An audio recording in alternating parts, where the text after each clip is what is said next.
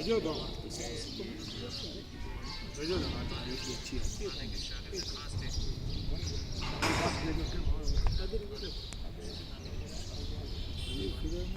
जी जी देखिए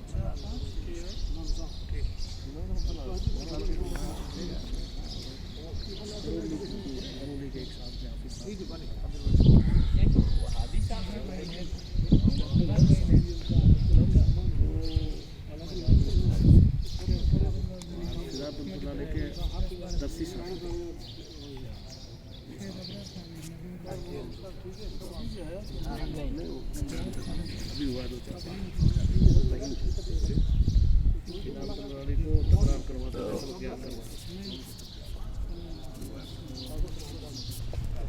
और घर आने के बाद बस वो गिर गए नहीं बना शायद अच्छी थी।